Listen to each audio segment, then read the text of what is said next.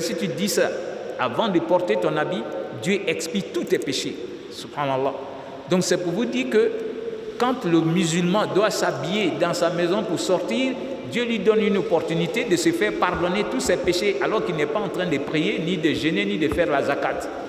Donc lui, quand il porte un habit, il n'est pas comme celui qui ne sait pas ça et qui est sorti parce que pour lui, il est bien habillé, il est habillé chèrement. Et il va montrer aux gens que, voilà, ça c'est du basin qu'on ne trouve pas ici, ou bien c'est je ne sais pas quoi. Subhanallah. Et ça arrive, les gens ils sont tellement gonflés parce que lui il porte ça et c'est ce qui est à la mode, ça coûte 200 000, ça coûte 400 000, alors que d'autres sont en train de voir chaque fois porter la même chose. Et combien de fois on se moque de cela? Combien de fois ça arrive dans nos communautés? Alors que lorsque une année s'achève, toi tu dois regarder dans ton placard. Alors, j'ai des tissus ici que je ne porte plus. Ça vaut des mois et des mois. Pourquoi ne pas donner ça à des frères, à des sœurs, souvent qui sont même loin de moi, pour ne pas que la personne se gêne chaque fois quand elle doit porter cet habit que je lui ai donné, pour ne pas qu'elle se gêne, il faut aller peut-être loin de toi-même et donner, pour que ce soit nouveau pour la personne. Et quand la personne sera habillée de ça, c'est parmi les choses qui vont faire que le jour de la résurrection, Dieu va te donner son paradis. Redis, si tu as pu habiller quelqu'un, Wallah, et tu l'as fait pour plaire à Dieu, Dieu t'habille. Ici, dans cette vie de dunya, il te donne son sutra. Et le jour de la résurrection, il va te donner l'habillement du paradis. Donc, pour ce qui est usé, pour ce que toi tu ne veux même plus porter, Dieu s'en va te donner ce qui est éternel, qui est l'habillement du paradis. Subhanallah. Wallah, et pour cette raison-là, dès ce soir, nous tous, on doit fouiller dans nos placards parce qu'une année s'est écoulée dans notre vie avec le nouveau calendrier qu'on a débuté, 1444. Il y a des choses que je n'ai pas utilisées. Ça peut être mes habits, ça peut être mes chaussures, ça peut être d'autres choses. Pourquoi ne pas donner ça à quelqu'un si je suis humble? Voilà. Donc qu'Allah subhanahu wa ta'ala ait pitié de nous et qu'il nous aide à être humbles partout où nous serons. Donc Dieu n'aime pas ceux qui marchent avec arrogance et qui se dandinent dans leur démarche. Donc Allah dit, ne te dandine pas avec insolence dans ta démarche. Dieu n'aime pas les insolents pleins de glorioles. C'est pourquoi le prophète va nous dire sallallahu alayhi wa sallam, la yadkhul al-jannah man kana fi qalbihi mithqala dharratin min al-kibriya ou kama qala Mustafa. C'est-à-dire, il dit, celui qui peut avoir le poids d'un atome d'orgueil dans son cœur ne va pas entrer au paradis. Subhanallah. Subhanallah. Et quand on dit ça, nous tous, on doit se raviser. Le prophète dit, si tu as le poids d'un atome d'orgueil en toi, toi, tu ne rentres pas dans le paradis de Dieu. Ah, combien de fois nous avons été orgueilleux dans la manière de parler, dans la manière de nous vanter de notre statut, de notre famille, de notre rang social. Combien de fois on l'a fait, chers frères et sœurs? Et vous voyez que Dieu parle du cœur. C'est pourquoi le prophète va dire, Inna Allah la yanzuru ila suwarikum wala ila ajsadikum walakin yanzuru ila qulubikum. Subhanallah. Dieu ne regarde pas d'où tu viens, ta force, ta famille, ta forme, tu es blanc, tu es noir, tu es grand, tu es petit. Le prophète dit, Dieu ne regarde pas ça. Il ne regarde pas notre corpulence. Il ne regarde pas ce qu'on porte, mais il regarde notre cœur. Et donc, il est le seul qui sait lire dans le cœur. Même les anges ne peuvent pas lire ce qui est caché dans notre cœur. Alimul ghaibi wa shahada, c'est Dieu qui connaît ce qui est caché et ce qui est apparent. Alimun bizati sudur, il se définit aussi en disant qu'il est celui qui sait lire dans le cœur. Alors, dans ton cœur, chaque fois, il faut te raviser et demander à Dieu de t'aider à être humble vis-à-vis d'Allah subhanahu wa ta'ala. Dieu n'aime pas ceux qui sont pleins de glorioles. Et combien de fois, nous, on est prêt à le faire. Tu sais qui je suis. Voilà, tu sais qui je suis. Et jusqu'à la Mecque, d'autres s'en vont le faire pendant le pèlerinage parce que quelqu'un a marché sur son pied ou bien on l'a mis dans la chambre avec quelqu'un d'autre qui ne supporte pas le climatiseur. Quand lui va l'éteindre, ah, moi tu connais chez moi, moi je suis. On a vu des gens se comporter comme ça, subhanallah. Dieu t'a amené au pèlerinage pour voir si toi tu peux être humble ou pas. Quand on va au pèlerinage et qu'on est humble, on réussit son pèlerinage. Quand on va au pèlerinage et qu'on a la crainte de Dieu avec soi, on réussit son pèlerinage.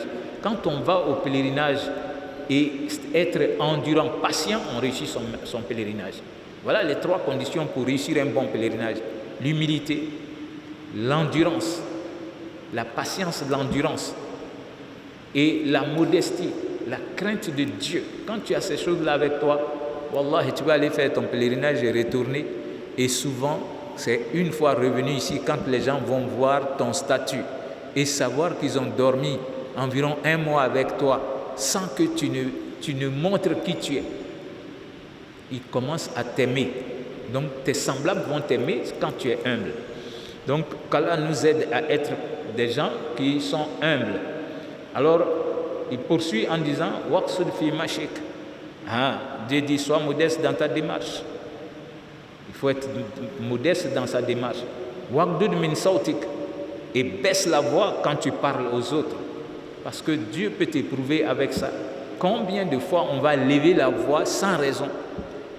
Et surtout, lorsque tu es dans cette maison-là, quand tu rentres dans la maison de Dieu, Wallahi, pour y entrer d'abord, il faut entrer avec humilité en demandant la permission de Dieu, en disant à la porte Bismillah, wassalatu wassalam ala rasulillah, Allahumma kfir li dhanbi waftah li abwaba rahmatik.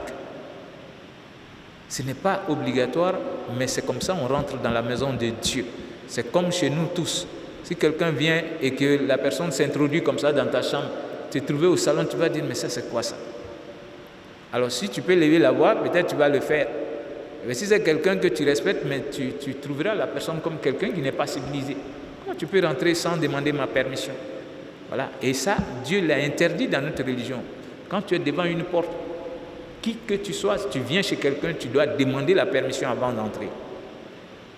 Donc il faut être humble, il ne faut pas dire non, voilà, c'est mon petit frère, ou bien bon, c'est mon collaborateur au boulot. Non. Quand tu es devant chez quelqu'un, tu demandes la permission d'entrer. Alors Allah subhanahu wa ta'ala, pour entrer dans sa maison, il faut que tu t'adresses à lui en disant Bismillah, c'est petit mais c'est grand chez Dieu. Wassalatu wassalam ala rasulillah. Que la paix et la bénédiction d'Allah soient accordées à son messager. Allahumma kfir li dhanbi waftah li abwaba rahmatik. Seigneur, pardonne-moi mes péchés et accorde-moi ta miséricorde. Et ensuite tu fais entrer le pied droit. Quand tu rentres dans cette maison, c'est la maison de Dieu. Tu ne peux lever la voix que avec raison valable. Par exemple, tu donnes des cours, ou bien tu donnes une conférence, ou bien tu es en train de sceller un mariage. À part ça, on doit être humble quand on rentre dans cette maison. On salue la maison, on s'assoit. Soit on fait des invocations, on fait des zikrs, ou on lit le Coran, ou même on s'assoit simplement pour méditer. Wallahi, c'est Dieu qui a voulu qu'on monte ici aujourd'hui. Dieu n'a pas voulu que ce soit dans la salle, mais quand on rentre dans cette maison, Dieu veut qu'on soit humble quand on rentre ici. Mais combien de fois quand on rentre, on parle de tout et de rien. On oublie de lire le Coran. Et même quand le musée est en train de faire l'appel à la prière, Wallahi, d'autres s'en foutent. Et ils sont en train de discuter, et souvent même politique. Alors que le prophète dit, si tu veux que la mort soit facile pour toi, lorsque tu dois agoniser, tu veux que la mort soit facile, alors lorsque le muezzin est en train de lever la voix avec l'azan, il faut réciter ce qu'il est en train de dire. Mais quand toi tu ne respectes pas ça, ton agonie devient difficile. C'est pour vous dire que nous sommes dans une maison qui a ses règles. Et donc quand on rentre ici, le muezzin est en train de faire l'appel, toi tu ne répètes pas. Si tu n'as pas répété, il n'y a pas de péché. Mais tu ne dois pas être en train de parler et mêler ta parole à la parole de Dieu. Et souvent, on le fait par ignorance, mais il faut prendre des cours sur notre religion. C'est pourquoi nous avons instauré cet tafsir pour que, de temps à autre, on puisse faire ces rappels. Donc, Allah subhanahu wa ta'ala, quand tu rentres dans sa maison, tu ne lèves pas la voix. Et si tu n'es pas maintenant dans la maison de Dieu aussi, tu dois savoir où lever la voix. Ça, c'est pour vous dire que Dieu veut qu'on soit humble. Tu peux être patron, ne lève pas la voix sur les gens. Tu peux être leur supérieur, il faut savoir les traiter comme des gens qui peuvent aussi être demain à cette place-là. Toi, tu vas aller à la retraite. Ou bien on va te destituer. On s'en va te mettre au garage en disant que tu es devenu inspecteur général et lui devient le grand boss maintenant. Subhanallah. Donc Allah subhanahu wa ta'ala, il aime que lorsqu'on parle aux gens, qu'on ne lève pas la voix sur eux. Et surtout quand on est devant le messager de Dieu. Ça c'était banni. Dieu dit de ne pas le faire parce que en le faisant, Dieu peut annuler toutes tes bonnes œuvres. Quand tu lèves la voix sur le prophète sallallahu alayhi wa sallam. Alors si ce n'est pas le prophète, même entre toi et tes semblables, surtout tes parents, tu ne lèves pas la voix sur les parents. Mais combien de jeunes et d'enfants qui le font aujourd'hui? Subhanallah. Donc Allah subhanahu wa ta'ala nous aide. Dieu dit waqdud min sawtik inna ankara al-aswat la sawt al-hamir. Allah subhanahu wa ta'ala, il dit baisse la voix quand tu parles, car le plus horrible des cris est bien le braiement de l'âme. Subhanallah. Donc Dieu, quand il donne un exemple, l'exemple doit nous amener à bien réfléchir. Il dit il ne faut pas lever la voix. Il va maintenant donner l'exemple de l'âne. Quand l'âne fait son braiement, Dieu dit c'est la plus mauvaise des voix. Alors que c'est Dieu lui qui a créé l'âne.